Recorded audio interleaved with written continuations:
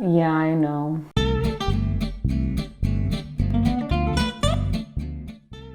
Bonjour, mammy. So, by popular request, I am coming to you today with a fun and simple DIY, which are covered buttons. This project is perfect for anyone looking to up their me-made game and match their buttons perfectly to the project at hand. Or it's also perfect for anyone who's looking to utilize all those little teeny tiny fabric scraps that we usually don't know what to do with. This project is just fantastic at taking up the tiniest fabric scraps and creating something really wonderful and useful from. For this simple project, you will need a marking tool, and this can be a specialized marking tool or it can be something as simple as a pen. It doesn't matter because we're not actually going to see the marking once we're done with our button. You'll also need a covered button kit, which can be easily accessed or found at your local craft store. These button kits generally come in a variety of sizes, so you can create the perfect button for whatever project you have. You'll need a scrap of woven material, and it can be a long rectangle or it can just be an itty bitty scrap. It just depends on how many buttons you need and what size your button is.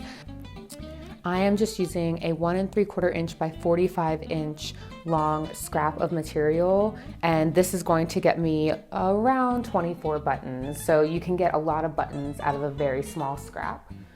You'll also want a scrap piece of muslin fabric. This is perfect for using up those pieces for sewing samples to test fit. This also keeps the buttons not only sturdier and lasting longer, but also it covers up that silver sheen that the buttons have so that they don't show through your main fabric. You'll need a pair of snips or scissors to cut your button pieces out.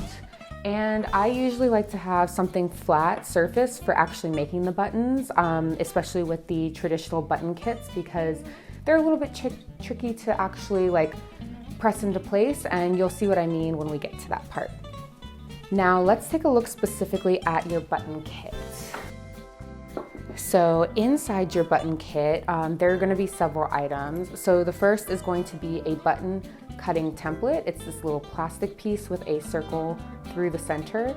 This marks out your button size for your fabric so that you can cut it. There will also be button fronts. So it's this little silver piece that's hollow on the inside. And then you'll have two different types of backs generally that come in your button kit. One that has a shank, so this little teeny tiny piece right here that you can actually sew a button with. And then one without a shank. I generally don't use these because they're used primarily for jewelry making, and you can't actually attach them to a piece of clothing, but most button kits come with it. You should also be getting a little squishy piece. This is, I don't know the technical term for this, but this helps to keep both your button and fabric in place when you're actually setting it. And then there's typically a small plastic piece as well that actually is used for setting your button into place. So since we're looking at creating buttons that can actually be sewn into a garment, I'm going to just remove this shankless piece, I should say, and set it to the side. Now, this DIY kit is perfect if you are just dipping your toe into the world of button making. However, if you find that you really love this project and you're wanting to make dozens and dozens of buttons, it might be best for you to actually invest in some sturdier equipment. So things like a button press, or even finding packages of bulk button backs with the shanks, because let's be honest, these kits, where they're great for the beginner, can be pretty costly. They can be wasteful with their packaging and everything. And so if you're really looking to up your game, feel free to research bulk buying options. But if you're like me and just make a couple of buttons for a couple of projects, then these kits are the perfect option for you. Like I said, this project is super quick and easy and doesn't require any sewing. So to start, we're going to grab our fabric and muslin pieces. So here's our fabric, here's our muslin. And we're going to start by drawing our template onto these two pieces. So you'll actually need your template and your drawing tool as well. I'm just using a Frixion pen because it's pretty easy to see. And I'm going to show you guys on the back of my fabric piece, just so that you can see the template really, really well. So you start by placing your template. I don't know if you can see this because it is a clear template and there's not much I can do about that. But you start by drawing around with your pen. And again, you can use a normal pen for this part. It doesn't really matter because we are not going to actually see this once the button is done.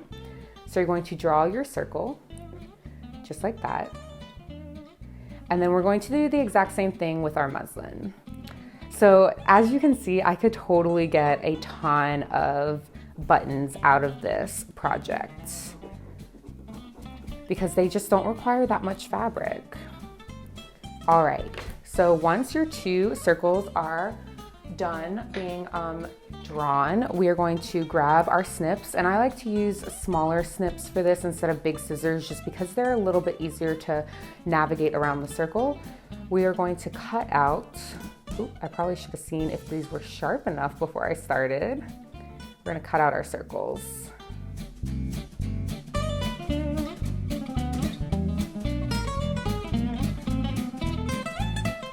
Don't worry about your circles being 100% perfect. A lot of the edge of the circle is actually going to be hidden inside of the final button. So don't worry if it's a little bit crooked like mine. Awesome, so with these two fabric pieces done, we're going to remove the excess. We can just set it to the side for now. Don't mind if it's a little messy, and put our pen and scissors to the side because we're not gonna need them anymore. And so yeah, the next part is we're going to actually get to putting our buttons together. I'm telling you, this is like such a quick and easy project. It's so much fun once you get the hang of it. So we're going to set your fabric with the wrong side, not this pretty side, the wrong side facing us. And then you're gonna put your muslin piece right on top of that.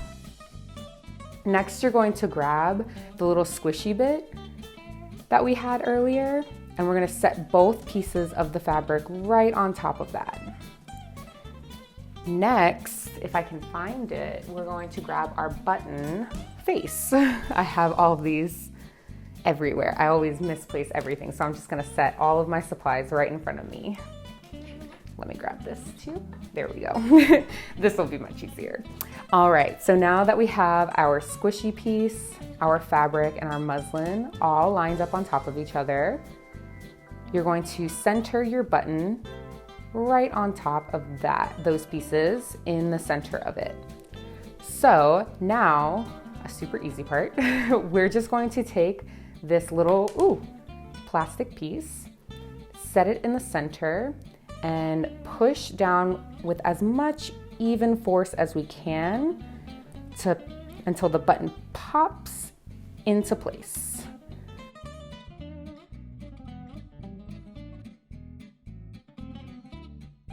So you should have quite a bit of excess fabric here, just kind of peeking out of the sides, which is totally fine. This fabric is what holds the whole button together.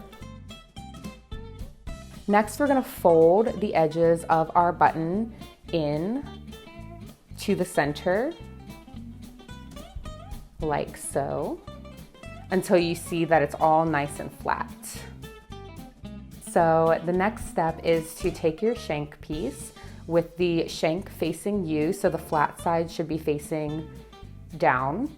We're going to place it right on top of our button, on top of all that excess fabric, and we're going to set it into place. And to do this, we're going to use our little plastic piece, and there should be a hollow bit right here. You're going to place that over the shank, and you're going to press this in until you hear a snap, or like a click, or a lock into place, if you will. So what I like to do is, this part can be really tricky to get in evenly, so I like to use a flat object and set it right on top of everything. So I have just this mini tile from when we did our bathroom renovation, and it's come in perfect use for this. So I'm just going to place the flat edge in and press.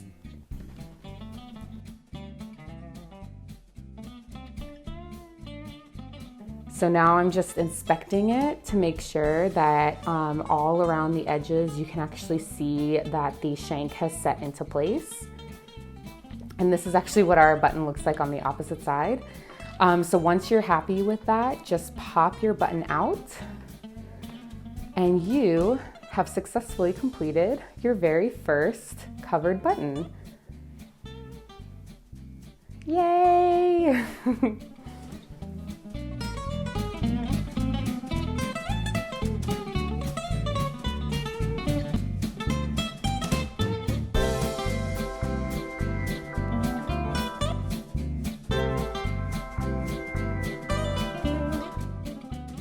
I hope you have enjoyed this simple little DIY that will not only level up your me-made garments, but also bring you one step closer to zero waste in your sewing practice. Until next time, bon couture.